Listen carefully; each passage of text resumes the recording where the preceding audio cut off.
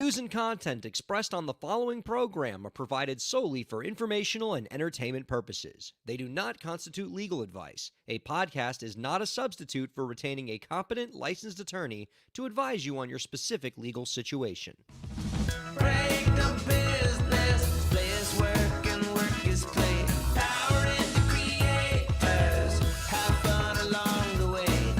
Break the business, doing what it takes.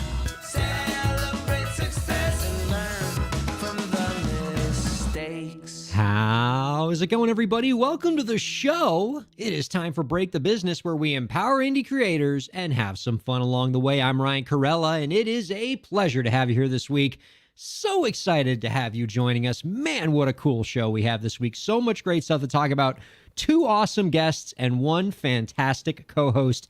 JC, how's it going, man? How's it going, Ryan? I am fantastic co-host. I know. You're definitely among the favorites. You are someone I very much enjoy talking to. It's true. Super funny, super just talented, knowledgeable about the music industry, but I know you bring it on the pop culture as well. Just Don't marvelous. stop. Go on. Mwah, chef's Go kiss. on. That's what it's going to be. It's just the whole show is 60 minutes of me praising you effusively. I hope you're ready for it. But Ready. it's all warranted, and it's been a while since we've had a chance to talk, JC, and it's been an extra week since we had a chance to talk because we actually went dark last week because we had this whole debacle. We were going to have Congressman Ted Deutsch on the show last week. And yeah, it was supposed to be the biggest week ever. I was so excited. And we are going to have him, Scout's honor. We are currently in talks with Rep. Deutsch's office to get him back on the show. He really does want to talk to us. That's not just a bit that you keep going for, like, oh, Congressman Deutsch is going to be on next week. And this is the thing that you do every week. You're on for to the rest me. of the show. For 25 years, we're going to be pulling this. Right. Because that's the host, that's the guest I'm dangling in front of people to keep him coming on, a backbenching congressman from some random county in Florida. That's what's bringing them in. He's actually going to be a great guest, though. He is, he is probably the most progressive voice when it comes for advocating for indie creators. We're going to get him on the show. I spoke with his press secretary a couple days ago. Turns out, JC, they're kind of busy in Congress right now. Like, apparently there's this debt ceiling thing and infrastructure, and being on Break the Business is maybe number 4 on his list. But yeah, apparently sometimes the government can just run out of money. Yeah. Sometimes they do that, and understood. Same. Very same. So yeah, it's very. I wish I could when clients are just coming after me to get work done for them. I wish I could just be like, look, I really want to take care of this, but I need Congress to raise my work ceiling. Until they do, look, I really wanted to get this work done for your client, but Joe Manchin says that we got to get a bunch of other Republicans to sign off on it first. So sorry, no can do. And I need to tell Visa and MasterCard that I need to raise my debt ceiling. A time or two, the holidays are coming. We're so topical and newsy this week on Break the Business. We are. I'm excited to talk to him. We're going to have him on probably in the new year. In the meantime, though, lots of great guests coming, including our guests this week. And that's right, I said guest plural. That happened. We got 2 fantastic guests, both named Taryn. We are your resource for awesome guests named Taryn, and they're both Taryn with a Y. Joining us after the break is going to be Taryn Marie Stayskol, Dr. Taryn Marie Stayskol. I'm always for calling out the doctors when I can. She's the founder of the Resilience Leadership Institute, and we're also joined by Taryn Haight, the head of strategy at Hi-Fi Labs. These two have collaborated together on a publication called EQ, the first online issue of which talks about resiliency in independent creators. Have you ever heard of this as a psychological concept, JC, this idea of resiliency? Not really. Yeah, I'm new to it too. Resiliency. Resilient. Well, we know what it kind of means in the abstract. Like if you're resilient, you're tough and you don't let things, in the face of adversity, you remain strong. And yeah, my debt ceiling has been quite resilient. It's been remarkable. my inability to pay my bills has been remarkably resilient in the face of debt it's collectors. Consistent and resilient. Well, as I learned in the course of prepping for this interview, is that resiliency is apparently also this psychological concept that refers to a person's ability to address change and do so in a way where they are enhanced by the experience and not diminished. And it turns out musicians and independent creators who are resilient tend to be very successful because it turns out these people, they face a lot of adversity. Yeah, it's a thing for them. And so we're going to talk with Dr. Stayskol and Taryn Haight about strategies to be resilient as indie creators, the habits of resilient people, and why indie creators in particular tend to be predisposed to experiencing adversity and the kind of adversity that indie creators face. So you're going to get some actionable strategies to be more resilient. So we're all going to learn something this week. I'm excited for that. I cannot wait. Yeah. I think we can all use... we all are handling our own demons. I think learning a thing or two about resiliency would be good for all of us. Yeah, and so we got creatives for sure. Yeah, we got 2 great guests telling us all about it. That's coming up after the break. But first, JC, a couple cool legal stories I wanted to talk to you about this week. The first one, a listener question. I love the listener questions around here. And I'll say this, JC, in the last few weeks, the listeners... they're getting a little more modern, right? They're getting with the times. Like the old listener questions. Way? Well, the old listener questions I used to get, it was a lot of when do I register my copyrights? Or do I write the music first or the lyrics first when I write a song? Really old school kind of music industry questions. Break the Business 101. That's right. But now today, man, it is 2020 bleeping one, and the questions we're getting are modern. So I got this great listener question about NFTs that I wanted to talk with people Our about. old friend. Yeah. So that old school technology. You remember when Bobby Darin and the Temptations used to put out their NFTs, and yeah, Yes. exactly. Well, so interesting NFT question the listener wrote in. He wrote to and said, break the business. I want to make an NFT of one of my tracks. Pretty cool. But a label released my track. Can I still make an NFT of the track if I wrote the song? Lot going on there. Interesting question. It implicates multiple forms of copyright, which is always fun. But we should probably start by just quickly explaining what an NFT is. And I'm come at this by saying I know that whatever definition I give, by the way, of an NFT, there's going to be some tech person who's going to be like, that's not what an NFT is. You're wrong. And, so I preface this by saying my definition of an NFT is going to anger people, and they're going to say you didn't say it exactly right. I understand that I don't have 14 degrees in engineering. Well, you got to okay? break down all the parts. You got to break down the fungible, and the token parts. And the token, so right. Start with non. That's right. Start with non. Non. Delicious. means I love not. Goes great with Indian food. Oh, yeah. You get some, ooh, God, I want some naan. Yeah, right? Yeah. See, the thing is, I live in Miami. I can't get good naan. Like, it's not like I got a naan place around the corner. You live in Portland. There's probably like 3 naan places within walking distance. Yeah, it's called all non. It's the naan district. Yeah, it's the non-district. It's like a Simpsons joke. This almost like a Hank Scorpio Simpsons joke. Yes. Well, so here's kind of just the general idea. Is an NFT is like a certificate, a digital certificate authenticity, usually for a digital asset. So with a lot of digital assets, one of the problems with them for a lot of indie creators is that they're infinitely replicable. I can make infinite copies of a MP3, for example. And when you can make infinite of something, it tends to diminish the value of what it is because you have infinite of them. So an NFT is a digital certificate of authenticity that exists on the blockchain that can tell the world that you have a unique version of a digital asset. And because you can make, as few as one NFT of a digital asset, it ascribes uniqueness to it. And with uniqueness, at least in theory, becomes valuable. A lot of NFTs aren't worth anything, but certain NFTs, like Jack Dorsey of Twitter put out an NFT of his very first tweet, and I think he sold it for 6 figures. So depending on the circumstances, having that uniqueness on your NFT can mean it's worth a lot of money. So I mean, even with that said, a tweet, when does that go from just the tweet to the NFT, the token? Is it just putting it on the blockchain and ascribing someone's ownership to it that says, hey, now that's an NFT and someone owns it? Or what creates that transformation? Because it was just a tweet. And it always is just a tweet, right? And like the people that, the anti-NFT people like to say things like, oh yeah, your NFT's so great. I just clicked right click save as and I got your NFT. Like, yes. you don't own the only copy of a digital asset. Again, digital assets for the most part are infinitely replicable. So you can't, I can look at a copy of Jack Dorsey's first tweet right now without having the NFT to it. But think of the NFT as, say, the first edition of a book, right? Like, there could be many versions of a book. I can, read, The Great Gatsby. But if you have a first edition of The Great Gatsby, the text of The Great Gatsby might be the same.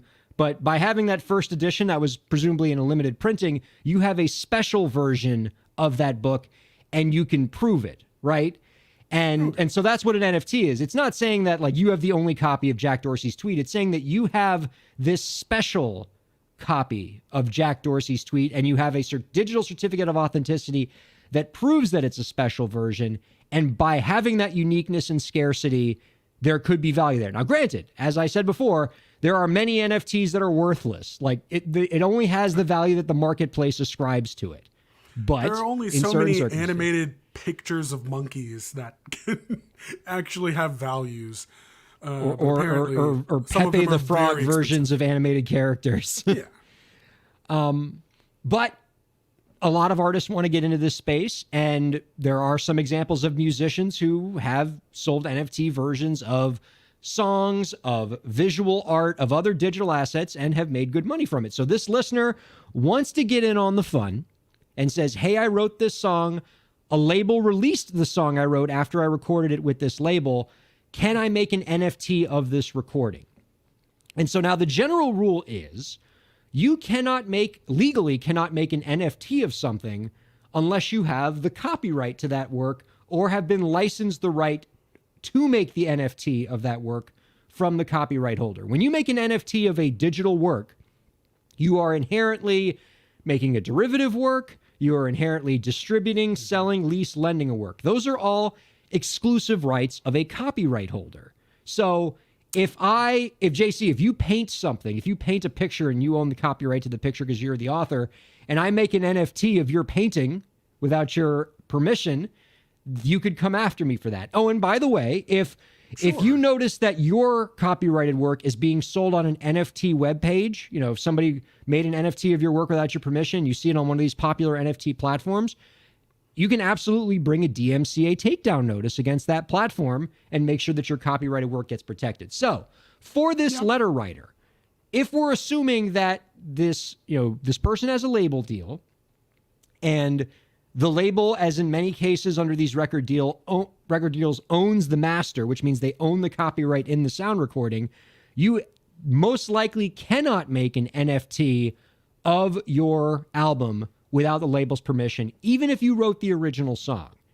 And by the way, there could be situations where maybe you're in a record deal where you own the master, but you might still not be able to make an NFT of your track because you probably licensed that track to the label. And most of these record deals that involve a license, you're usually giving the label some exclusive rights over that track. And so you're most likely still going to need the label's permission. But in those cases, you want to read your record agreement. You want to talk to a lawyer, have them look at your record deal and see what you can do there. I have heard of some artists who do have tracks that are signed to a label, and they work with their label to create an NFT version of their track because they think this could be a revenue stream. And most likely the label's going to say, sure, but we're going to wet our beak on this. And the label's going to want to get their cut. But please do not make an NFT of something, even if you are one of the artists on it, unless you are sure that you have the rights to do it. And most likely, if you're signed to a record deal, you don't have those rights. So that's the short answer. Now, I preface all that by the stuff we said in the intro. This is all informational entertainment purposes. Your cases are unique, not legal advice, blah, blah, blah. But thought it was interesting. Oh, and speaking of interesting news, JC, before we go to break here and bring in Taryn Haight and Dr. Tara Marie Stayskull, you were talking to me before the show about a pretty interesting trademark thing that popped up involving some video games, right? Yeah, there's this great game. And before we even get into that, you've heard of the game because, we talked about it before the show. It Takes Two, right? I love this game. It looks so adorable. I haven't played it yet. Because you should definitely get it, play it with the wife. It does take two to play this game. Yeah, it's a two-player co-op game, right? Yes. Where, each person plays a doll. There's this really interesting family story dynamic of there's a bit of a divorce issue going on, sort of spoilers, but that's pretty early on in the game where you're playing two parents that sort of have to find their way through co-parenting by being these fantasy dolls of their young daughter. And so it's very Honey, I Shrunk the Kids. I'm getting those vibes, yeah. So it's the cutest Just waiting game. for the giant ant to show up. Well, you don't have to wait very long. Oh, really? Oh. Definitely give it a look. It's got really awesome stuff like that. It Takes Two is the name of the game, and they have recently been, a part of a takedown dispute of their trademark. So you probably know a little bit more about trademarks disputes than I would as a non-lawyered person here on the podcast. But what I've heard is that there's a bit of a dispute between them and another company called Take-Two which is a publisher that has kind of forced them to abandon their trademark in some way. What do you think of that? Yeah, a lot of people are talking about this one, and it's pretty interesting. I love a good trademark soap opera. It gets all of trademark lawyer Twitter aflutter. It's a lot of fun. Mainly because all the trademark lawyers on Twitter get super angry when these stories come out, because there's always at least one article that reports on the story where they mix up copyright and trademark, and they say, this is Take Two, or It Takes Two infringed on It Takes Two's copyright, and so they're suing them for trademark infringement or something like that, and it just makes all the lawyers angry because they're like, no, copyright, trademark are different, and that's always fun to make the lawyers mad all over again. But meanwhile, I'm over here thinking they're mostly the same. It's like, admit it, lawyer, they're the same. They're not the same. Copyright law protects exclusive rights to creative works. Trademark law protects a trademark holder's right to a brand in use of commerce. Right. Now, I will say from the outset, everything I've seen about this game, the It Takes Two game, looks adorable. I wish my wife were into video games so that we could play this together. It's really beautiful, really well done, quite a lovely game. And so a lot of people are mad at Take-Two Interactive, I think is the name. They're the folks behind Rockstar Games and all this stuff, because they're saying, It Takes Two just tried to, they're coming after them. They're suing them for trademark infringement. This poor little independent game studio. And look, you know me, I love fighting for the indies as much as the next guy. But in this case, this is just something where we all have to take our deep breath. Here's what happened, okay?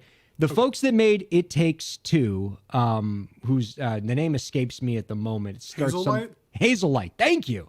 Yeah, Hazelight tried to register a trademark in the title of their game, which, by the way, generally is hard to get trademarks in a title. Usually can't trademark titles of things because that's not a brand. It's the title of something. Like you can't trademark. Yeah. So, for example, you can trademark a series of a thing. So, like, you could trademark the phrase Harry Potter because Harry Potter corresponds to a series of books or movies. But if there was only one Harry Potter book and it was named Harry Potter, you probably couldn't get trademark rights in Harry Potter. There is only one Harry Potter. And so I'm guessing if these folks went through with their trademark and just said that they were going to get a trademark in It Takes Two because it's the title of their game, they'd probably have a hard time getting that trademark registration through. But it didn't even get to that point because Take-Two Interactive filed what's called an opposition. So as this was going through the trademark process, the trademark lawyer bean counters over at Take-Two Interactive, who just spend all day searching the trademark database for anybody who files a trademark that has the word take or two in it, and then filed an opposition. It's like the trademark version of just like Google searching your name all the time. And yes, I want to tell you that it's more complicated than that, but it's not more complicated than that. No. And so, yeah, this mark came in that says that they're going to try to register It Takes Two in video games. And this is a video game company with the name Take-Two. They said it's too close and they filed an opposition. And once that opposition came in, it looks like Hazelight just took down the trademark registration. Does that mean that the video game is not going to be able to use that title anymore? Probably not. I don't think that Take-Two is going to take it any further than that. This is just simple trademark practice and procedure. But I think the lesson it tells anybody who's out there registering trademarks is before you register a trademark, do a trademark search in the USPTO database. In the goods and services category, you can hire a trademark search firm or a lawyer to do it. We talked about this on a previous show, but before you try to get a federal trademark in anything, you want to check the trademark database for registered trademarks, and then you want to check Google and see if any companies are using this name as an unregistered trademark, because either one of those could have priority over your trademark or registration. And that's a pretty simple initial step for any trademark filing so that you can avoid these kind of nasty grams that this indie studio is currently confronting. Yeah. It really is a avoid the beautiful mess. game, though. Yeah, avoid the mess. Google is your friend. Yeah. I mean, we talked about this on a prior show, but we can sort of, like, there are two great music trademark examples of what happens if you fail to do either one of these. If you fail to either do a USPTO trademark search on the actual database or failing to do a Google search. Like, there are two bands that ran into trademark problems with this. The first one that we've talked about before was the band 5 Seconds of Summer. So they used to have this logo. You remember, like, the tally marks that they had, the 5 marks, or the 5 tally marks in the 5 Seconds of Summer? And they had that logo for a few years, and now we don't see it anymore, right? Well, the reason why is because another band had that as their logo. They had a similar looking trademark. And this was a situation where had they had a lawyer do a trademark search, it would have come up in a search, because that other 1, 2, 3, 4, 5 tally mark that 5 Seconds of Summer used as the logo, it was already a registered trademark before they came in and tried to get their logo. So a simple trademark search would have caught that one and saved 5 Seconds of Summer a lot of headaches, because a lot of their fans were upset when they had to get rid of that trademark. Like, people loved that little logo. They put it on their backpacks and stuff. And so it kind of created some headaches for the band. So that's what happens when you don't check the trademark database.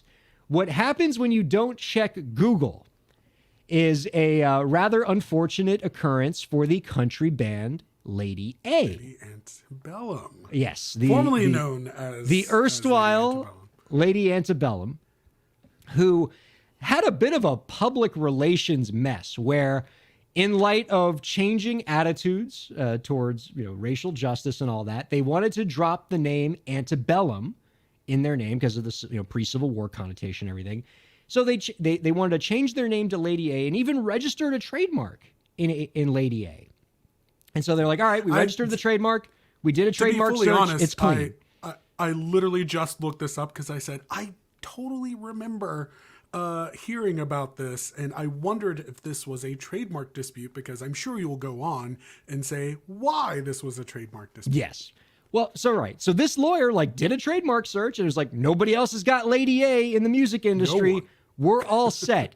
Except they didn't do the second half where they checked Google, because they would have found a Seattle-based blues singer that had the name Lady A and was using it in the Seattle area for years before Lady A decided to be Lady A. And so what they had was a situation where an unregistered trademark potentially had priority over their registered trademark because the unregistered one came first. And it's, I think it's still getting sorted out in the courts right now, but it created a public relations mess because they had changed their name because of the, racial issues of having a name like Antebellum. And then they wound up being in a situation where they had to trample a black blues singer who had this name before them. Poor black lady that had been using Lady A for years. Well, this is why legal stuff matters, man. Like nobody wants to talk to a lawyer until you get into some nasty racial dispute because nobody did a Google search. Yeah, I mean, well, before you brought up nasty racial dispute, I was going to say this is the kind of stuff that gets Ryan up in the morning. This is the drama. This is the true good stuff of trademark and music, where it just kind of all meets and gets real messy. I'll say this. It's much more fun to talk about on a podcast. I do not envy the lawyers that are currently experiencing this, although I'm sure they're probably getting enough in legal fees to put all of their kids through college. But still, it can't be fun. Wouldn't wish it on anybody. But unlike those lawyers who are not going through great times right now, we here on this program have some great times ahead, because coming up after the break, we get to talk to Dr. Taryn Marie Stayskull and Taryn Haight from the Resistance Leadership Institute and Hi-Fi Labs, respectively, to talk all about resilience in indie creators. And that's coming up right away. Don't go anywhere. We'll be right back here on Break the Business. Ryan Kairalla here. I hope you're enjoying the show, and I hope that you're getting a lot out of it. I do what I do because I care about creators like you. A lot. I've been here to helping creative professionals, entrepreneurs, and organizations move forward. I do it by hosting this program, and I'm also proud to do it in my legal practice. If you're a creative professional looking for solutions-oriented legal services to help you further your goals, I'd love to help. My firm RKPA does contracts, commercial law, copyright, trademark, and more. Visit rkpalaw.com to learn more. That's rkpalaw.com. Ryan A. Kairalla, PA, Miami, Florida.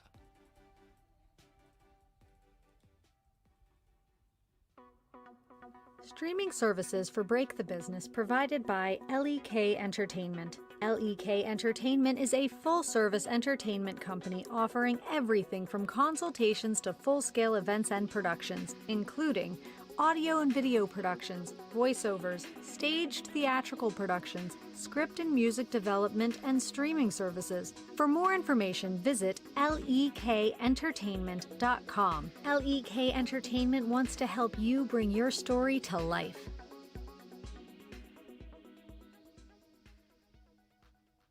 Thanks for supporting Break the Business. If you have a question or topic that you want us to discuss, email us at breakthebusiness@gmail.com. You can follow the host, that's me, on Twitter at Ryan Kair, and you can follow the show at the BTB Podcast. Be sure to subscribe to the show on Twitch, YouTube, and Facebook, and on all major podcast platforms. And now, let's get back to the show. Welcome back to Break the Business, everybody, on Facebook Live, Twitter Live, YouTube, and Sirius XM Channel 145 and all the major podcast platforms, wherever you're checking us out. We're happy to have you here. All over. Welcome back, JC. Yeah, it's just too many platforms. It's Oh, yeah.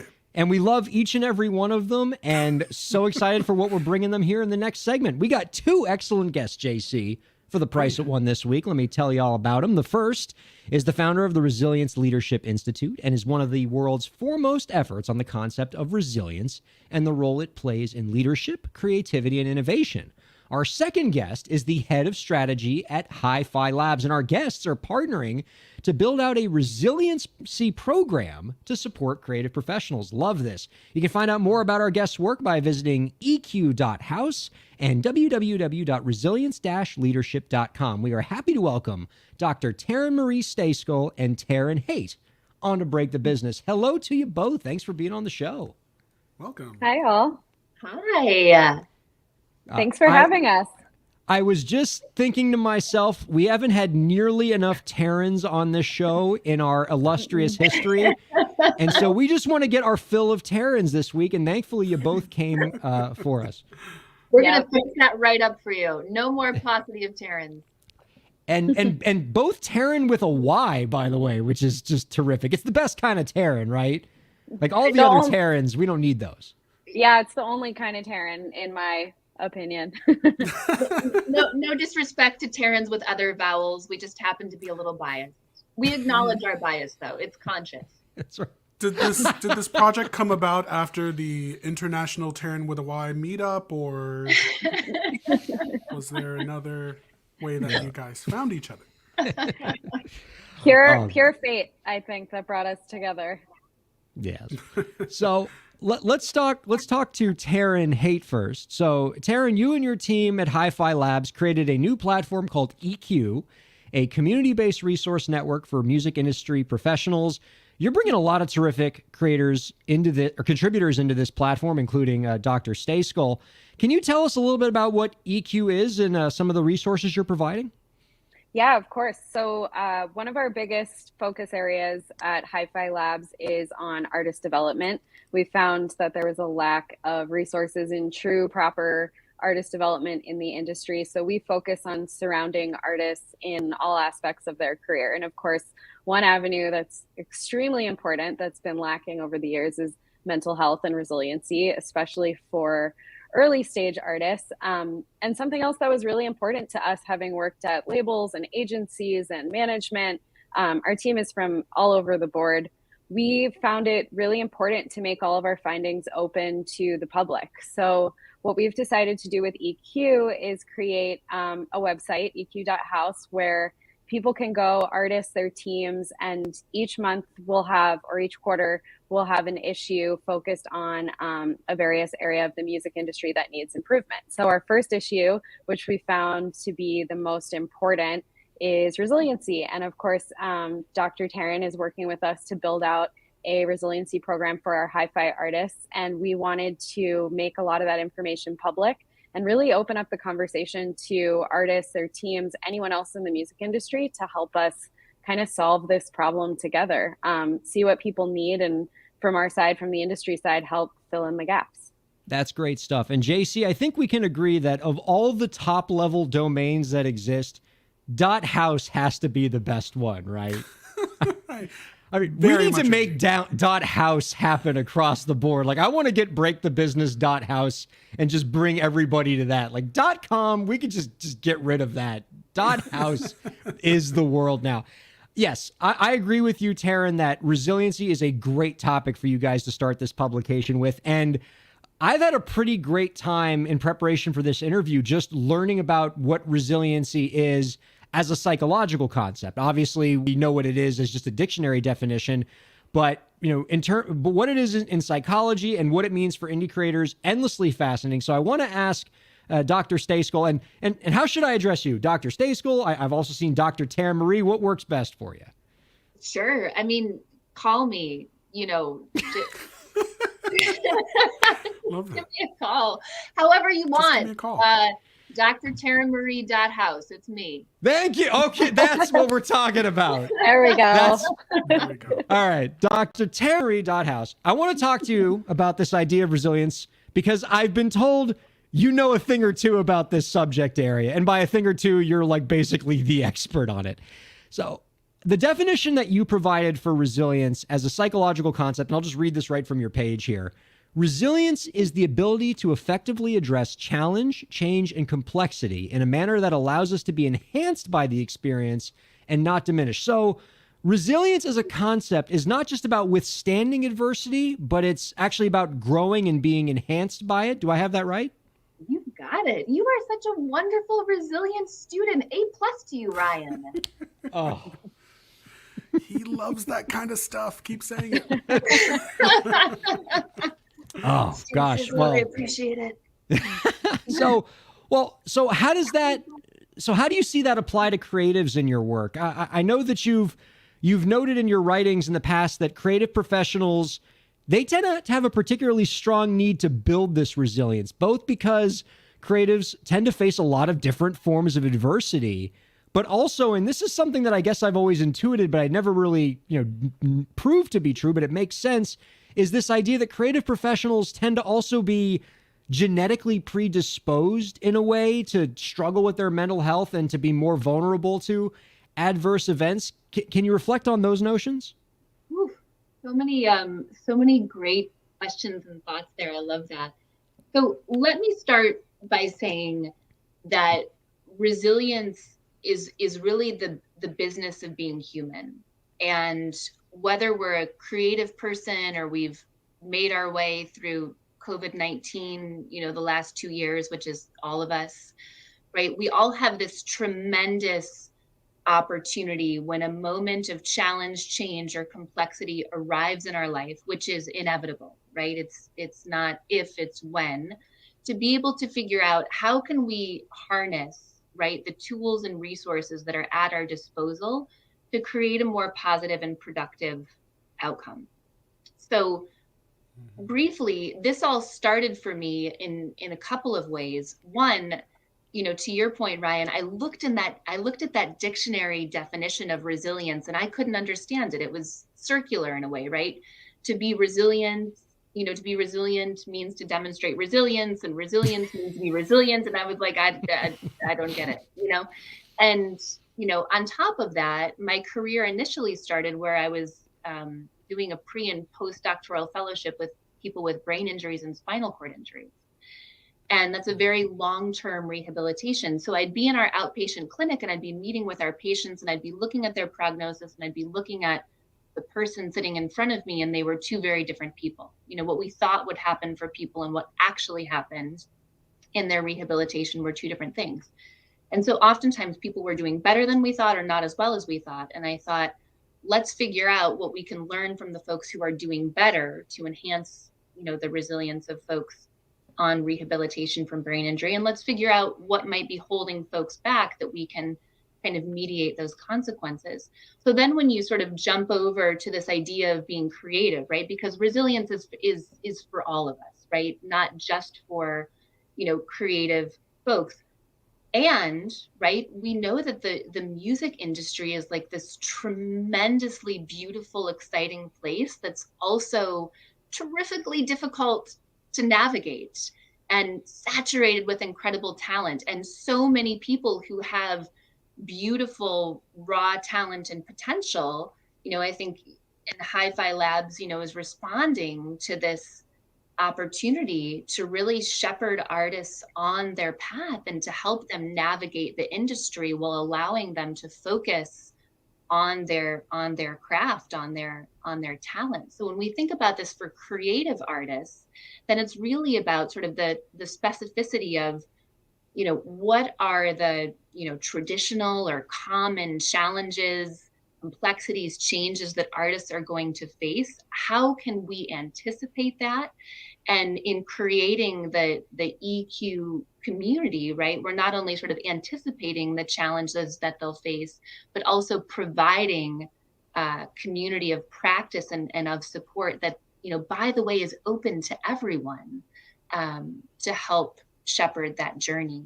And the last part of your question, which I think is so important, and I want to acknowledge that my answer is informed in part by Elizabeth Gilbert and her beautiful book, Big Magic. Elizabeth Gilbert, in her TED Talk, she's the author of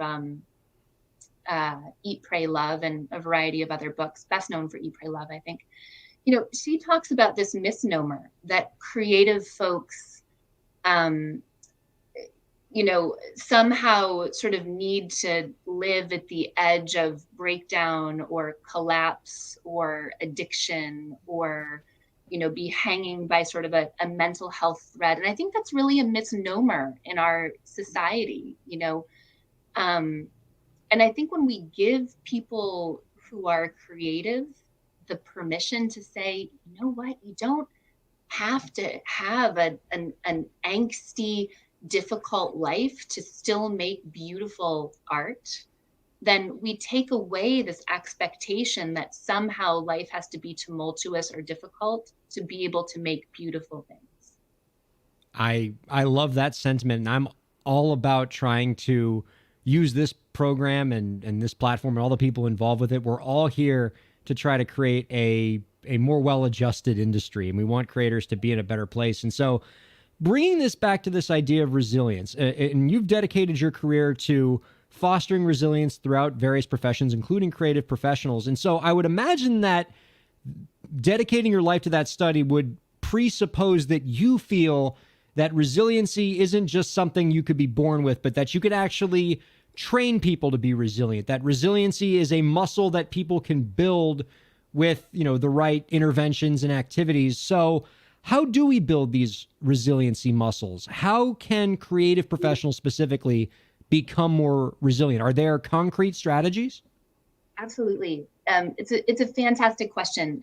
And many of the answers will pertain not just to creative professionals, but to all of us. So, if you see some elements of yourself, in here for the folks, listening, and that's a great thing. I mean, the first sort of the entree to resilience is recognizing that anytime we face challenge, change, or complexity, we have a choice about how we respond.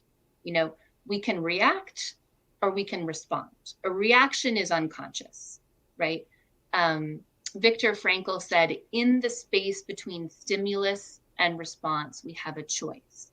Wow. And so when we recognize that we have a choice about how we respond to a particular circumstance, now we're starting to go down the path of resilience, because the next element of this is to say, okay, the sympathetic nervous system, right? The cortisol, the things that get us fired up, whether the stress is good or whether we kind of get to an angsty place, right?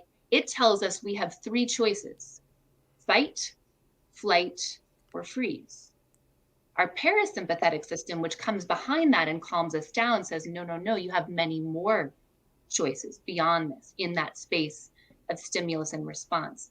And the next step is to understand the myths of resilience that block our ability to harness this important concept. So one of the first myths of resilience is to recognize, akin to that definition that you read, Ryan, was that we talk about bouncing back, all the time without really thinking about it. I'm the type of person, when people share a phrase or I read something, I think to myself, is that true for me? Has that been my experience? Right.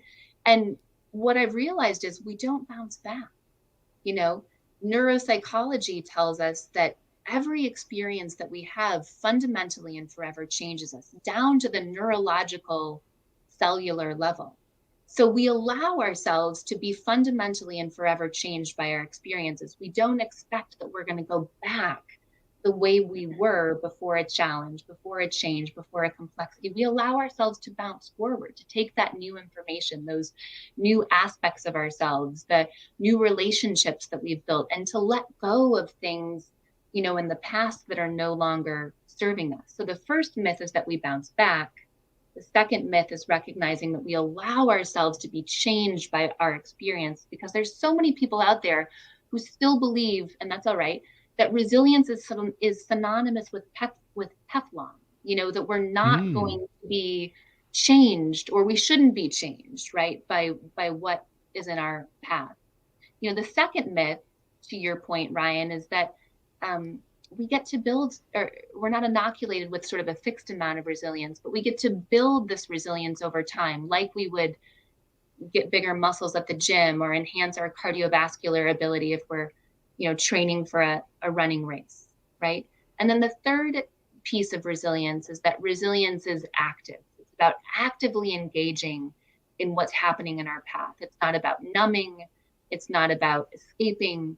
It's not about pretending it doesn't exist or about pushing away our feelings, but actively engaging in what's happening for us. And once we start to recognize that we have a choice, that there are some myths that block our understanding of resilience, that all of us are resilient and we can continue to enhance these gifts over time, then what my research has led me to is the 5 practices of particularly resilient people. So having interviewed hundreds of people and collected thousands of pieces of data, these are the 5 things that any of us can do anytime we face challenge, change, and complexity to create a more positive and productive outcome.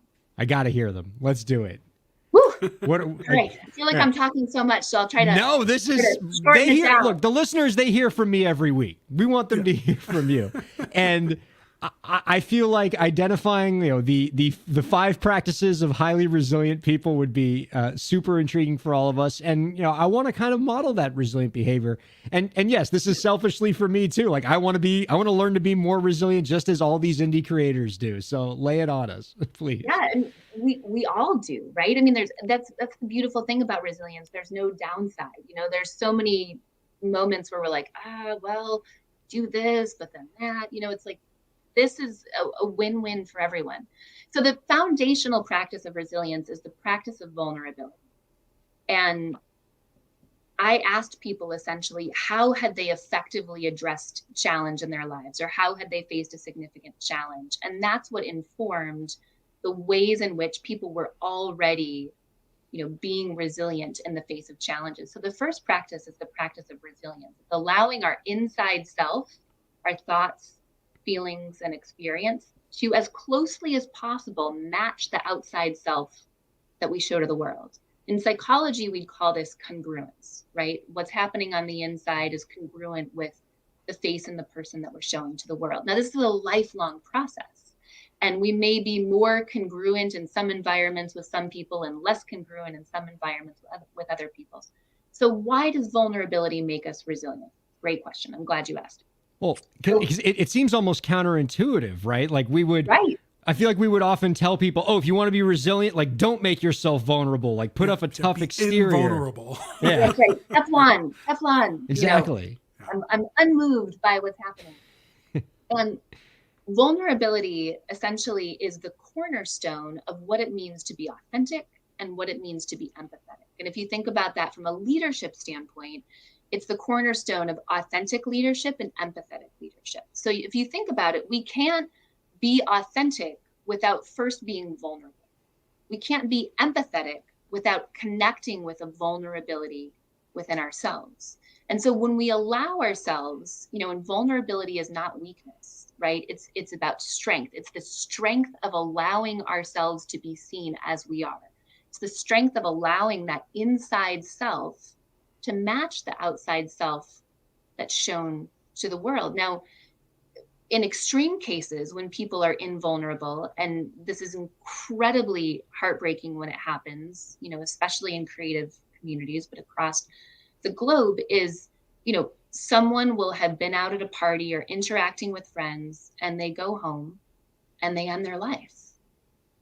And that's the antithesis of what it means to be vulnerable, because someone was deeply struggling inside, and yet it was too difficult or too scary to be vulnerable, to allow that inside self to match the outside self that we show to the world. And so when we have the courage to do this, to share our resilient story, to share the challenges that we're going through, then we can get the appropriate resources, information, relationships, support that we need in those moments of challenge. And this is some of the incredibly beautiful work that Hi-Fi is doing by creating a space, a community for artists to be able to come together, to be vulnerable, to be authentic, to be empathetic with one another, and to create these safer and braver spaces to have these conversations. And I do love the open source nature of the EQ platform in that regard, because it's not just about providing information. There's almost like a two-way communication happening here with the open source nature of it. And it's going to create a platform where creatives can be vulnerable. I encourage our viewers and listeners to check out eq.house and, get in on the ground floor of what's going to be a really cool platform and publication, because it's only just begun. And let me ask this question to Taryn Height. Why did you had sort of talked about this a little bit, but why did you want to go with resilience as the first topic for this platform? That is a great question. I think the main reason why we wanted to go with resilience as our first topic is because of the program that we've been building out with Taryn for our artists that we work with in our artist development group as part of our artist lab side of the company. So we work with those artists in A&R and digital development, team building, but we've really, really been proud of the work we've done with Dr. Taryn and building out this program, which has been one-on-one coaching sessions with our artists, and we're moving into a group model where these artists can come together, more of that emphasis on community, where members of our staff can also say, me too, I struggle with resilience in leadership on the industry side. We all do. And for other artists to share their experiences and their strength and, changes that they've made in their lives too.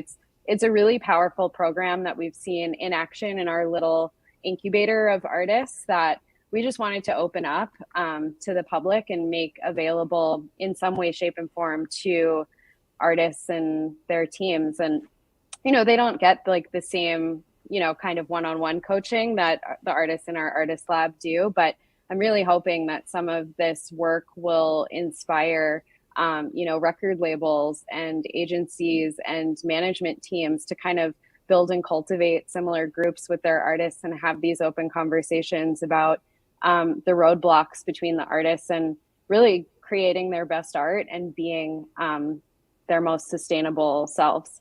One can certainly hope, and proliferating these kind of conversations throughout the industry would be huge.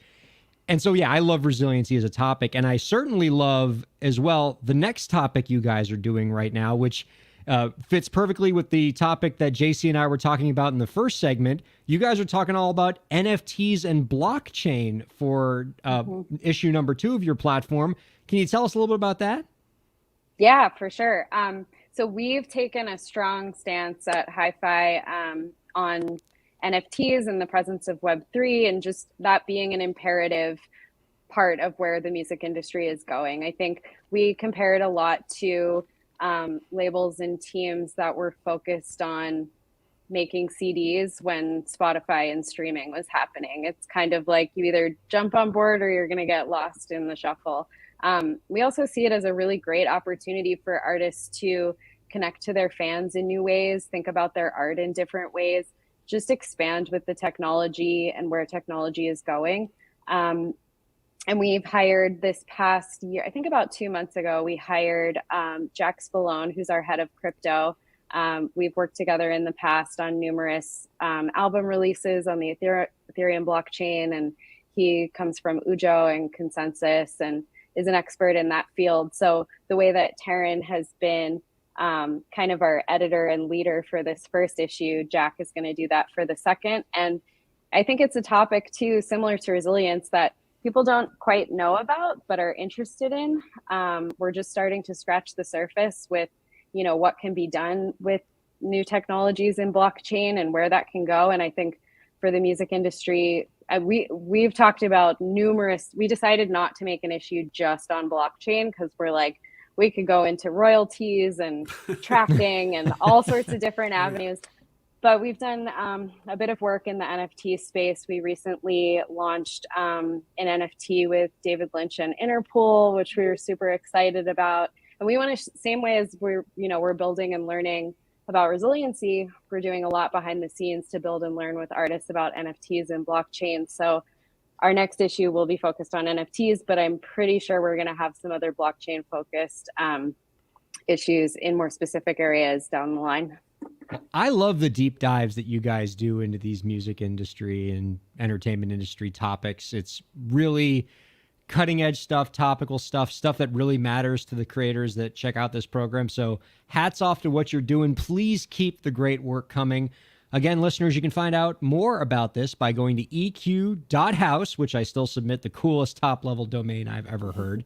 And then you can find out more about Dr. Stayskull's work by visiting www.resilience-leadership.com. Now, before we let you two go, we'd like to ask each of you the same final question. We'll start with Taryn Haight.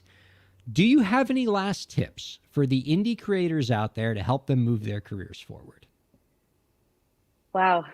Lots of tips. I would say number one for me is, well, two things. One, because we're talking about resilience, put your mental health first. Always comes first before anything else. And I think that kind of leads into the second, which is own your fans. Like, own your relationships with your fans. Focus on direct to fan models. Instagram, TikTok, other platforms are great, but the more you can do direct to your fans, connecting with them, talking to them, building with them, I think both of those points will help you grow a really sustainable career. Great answers. Now, Dr. Stayskull, you get the advantage here because you already heard the question and had some time to think about it. But do you have any last tips for the indie creators out there to help them move their careers forward? Well, I would 1,000% support everything that Taryn Haight said. And my addition would be this idea that we talk about with the concept of resilience, which is what scares you is sacred. And we won't deep dive into my dyslexia, but I look very closely at words because I don't read them correctly. And I recognize that the word scared and the word sacred are essentially the same word, just with the C in a different place. And what I know from working with a lot of creators is there's a belief that if something scares me or I feel afraid, then maybe it's not the right thing. And what I want to share is if it scares you, it's probably absolutely the right thing. And not only is it the right thing, if you're not scared, it probably isn't the right thing. You're probably not pushing yourself or the envelope of what you can contribute and accomplish. So often in our society, and I'll land the plane here, we think of fear as being a bad thing. And so what we get to say when we think about what scares us as sacred is we flip that script on its head and we say, what scares us is likely not something I should run from, but likely my most sacred opportunity for development and growth and contribution. I fully co-sign that. And I'll tell you, in my own professional work and my work in the entertainment industry or in business, I find more and more, especially as I get older, that tends to be the biggest determinant of whether I do something. It's like a switch that goes off for me where if an opportunity comes along and I go, oh my God, that's frightening. It's going to take me 1,000 steps to make that happen. I'm only like 5% prepared for that. A switch goes off where I'm like, well, now I got to do it. And I'm going to figure it out along the way, because because those things, because part of what I think, at least for me, when I'm scared, I'm also scared because of how exciting it is and how I'm afraid of it not happening. And because of all that, that means I have to do it. And so I think that's part of that fear drive that you're talking about there, as far as I'm concerned. Absolutely. I love your riff on that chord, if you will, pun intended. Right on. Thank you both so much for joining us this week. This has been an absolute treat. I know you're going to have more publications coming out with EQ. We want you to keep us in mind whenever you want to come back and talk about them some more, because you are definitely on the same wavelength with our program, and we love having you on. Awesome. We would love that. Thank you so much. All right. Thank you all Thank you much both for so being much. here. It's been such a pleasure. Later. I dig that, man. They're on top of that stuff. I love the guests that just really have the same message that we do, that talk about the same stuff that we do, that are kind of, it almost as if like we're listening to each other's publications because we're talking about topics at the same time. Like we're talking about NFTs in the first segment, and then their issue number 2 of EQ is all about NFTs and blockchain. So Yeah. And I think a lot of what they brought up about how to be creative and keep going in the industry is something that is mentioned quite a bit on this show, no matter who we have on. So I can't wait to hear more about what they're doing in the realm of resiliency. yeah, this is such an important topic, and I love her definition of it in the sense that it's, resiliency isn't just your ability to withstand adversity, but it's withstanding it and it enhancing you. And that it's not about, Teflon, right? It's not about like, I'm going to, as I whack my microphone, it's not about putting up armor and just letting the bullets bounce off you. It's understanding that every piece of adversity is a learning experience. Every piece of adversity is a growth experience. And for artists, since you're going to get all this adversity anyway, because that's just part and parcel of being a creator, you might as well use them for opportunities for growth. Yeah. I kept thinking about the metaphor of like the sword that bends doesn't break. The idea of that if you are too hard, if you're too much like Teflon, you think that you are invulnerable, you're probably going to break. And that's kind of the idea, is that you need to be a bit more flexible, especially in this industry where things are going to pull you any which way. There are going to be projects that you're just not sure what path they're going to lead you down, but they could be really good growth opportunities if you're not brittle. If you're not trying to be this, rock hard wall that just won't move anywhere, some sort of unbreakable thing, you'll probably get broken pretty easily. So just really good messages all throughout. I dig that. Snap, snap, snap. Very. I see Lauren in the green room like snapping as well. She's digging that too. Great stuff, JC. Next week, our guest is going to be Rena Segal, entertainment attorney. Really cool, great analysis. She's a huge advocate for indie creators. I know she's going to have some great info for us next week, so that's going to be pretty fun. And I had a lot of fun with you this week, JC. Thank you so much for hanging out with me.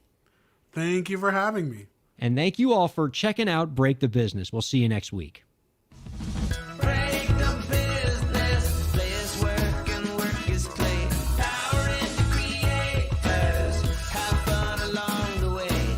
Break the business, doing what it takes. Celebrate success and learn from the mistakes.